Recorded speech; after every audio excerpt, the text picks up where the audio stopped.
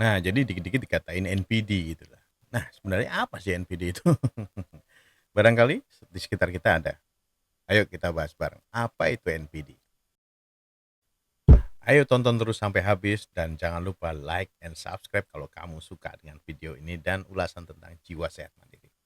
Hmm.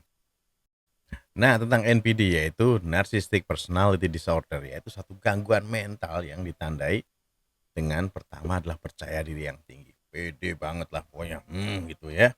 Jadi, terus kemudian kadang-kadang dia manipulatif. Nah, terus kemudian kebutuhan dia untuk diperhatiin orang atau haus akan perhatian atau juga dikagumi orang. Ini NPD.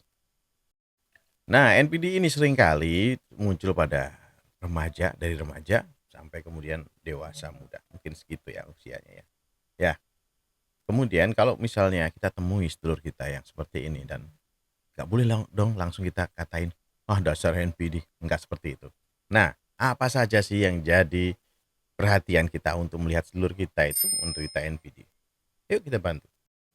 Nah, jadi sedulur kita yang menderita NPD itu biasanya dia memang, karismatik ya, terus kemudian, sangat-sangat parlente gitu ya, gagah seperti itu ya. Tapi ada sesuatu yang kita lihat, kita tandai bahwa dia itu narsistik, narsistik. Jadi pengen kelihatan, pengen menonjol atau pengen terlihat wow gitu ya.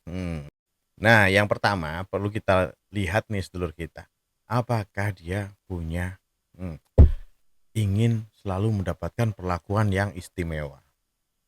Nah, pengennya dapat privilege terus ya atau pengennya dapat, sesuatu yang, eee, inilah pokoknya spesial buat dia. Nah, itu. Nah, contohnya ketika dia dapat, suatu tempat dengan satu servis, satu pelayanan atau, di tempat ngopi atau tempat makan. Nah, pengennya dia dapat suatu perlakuan yang istimewa atau antrian atau apapun dia pengennya istimewa, merasa dirinya lebih, gua layak nih, harus diladenin dengan baik." Nah, seperti itu. Nah, yang kedua nih bisa kita lihat nih bahwa teman-teman kita yang menderita NPD itu tapi ya teman mah bukan ya. Tapi dia haus akan pujian. Nah, pengennya disanjung-sanjung terus, pengennya bahwa dia paling istimewa, paling jos, pokoknya paling mantap, paling istimewa. Nah, seperti itu NPD. Nah, yang nomor 3 nih sedulur kita yang menderita NPD ini jangan seringkali dia begini, ah, kasih masukan, kasih kritik yang baik atau masukan yang baik, dia selalu menolak gitu. Jadi, "Enggak, gue yang benar," gitulah.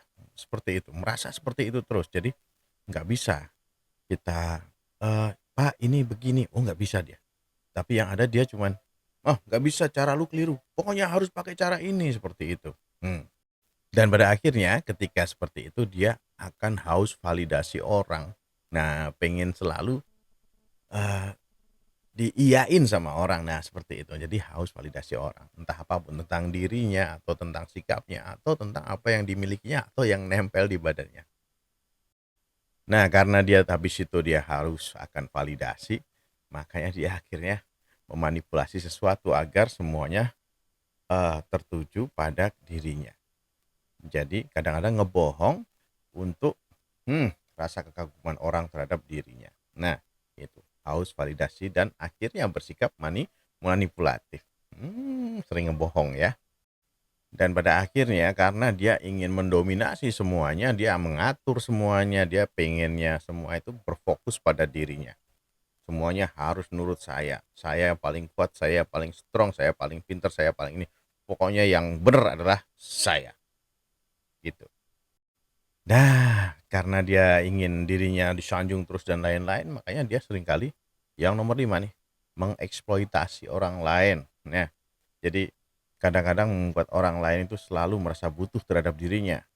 Mmm, atau yang pada akhirnya dia kadang-kadang memuji orang untuk melambungkan dirinya. Seperti itu ya. Dan segala bentuk eksploitasi itu ujung-ujungnya adalah untuk menguntungkan dirinya. Nah, ini yang perlu kita lihat, kita perhatiin nih. Ada nggak ya seperti itu? Nah, dan akhirnya yang nomor 6 nih kita bisa lihat nih bahwa sedulur kita yang, hanya mengeksploitasi teman-temannya, maka hubungan pertemanannya tidak pernah berlangsung lama, tidak pernah punya teman yang lama lah, nggak bisa temenan baik dalam waktu yang lama, gitulah. Nggak bisa saling bantu, nggak bisa saling tolong, kadang-kadang hanya sesuatu yang terkait keuntungan dia sendiri, gitu ya. Nah, yang nomor 7 nih perlu kita lihat nih, sedulur kita yang menderita NPD itu sebenarnya ketika percaya diri, dominan, nyuruh orang, arogan, seperti itu adalah topeng dari dirinya. Sebenarnya dia nggak percaya diri, dia nggak benar-benar worth gitu, merasa worth itu untuk melakukan segala sesuatu. Dia nggak merasa, ini pas untuk saya atau gimana. Nah, akhirnya dia seperti itu, banyak ngebohong ya, banyak memanipulasi orang, banyak mendominasi sesuatu agar, rasa tidak percaya dirinya itu atau rasa cemasnya terhadap sesuatu itu tertutupi dengan perlakuan dia. Mmm. Nah, yang nomor 8 nih, kita lihat bahwa kurang empati pada orang lain seringnya kita temui seperti itu. Nah, sedulur kita yang menderita NPD itu kadang-kadang sama orang lain, ketika tujuannya sudah terpenuhi, ketika apa yang dia mau sudah, eee, didapatkan sama dia, akhirnya dia ya nggak terlalu mikirin orang lain, "Ya, lu mau celaka, mau gimana terserah, yang penting gua aman." Nggak seperti itu ya. Makanya dia nggak bisa pernah berteman lama dengan orang yang lain. Jadi karena ada, hal yang terkait empati ini miss dia di situ. Nah gitu ya sedulurku ya. Yang nomor 9 tentu saja, ya pasti dia merasa superior lebih dari orang lain, pasti. Karena semuanya dia merasa dominan ya, merasa ingin terlihat menonjol seperti itu dan paling superior, pokoknya paling super lah, apa yang orang lain nggak ada yang bisa nyaingin dia lah gitu pokoknya.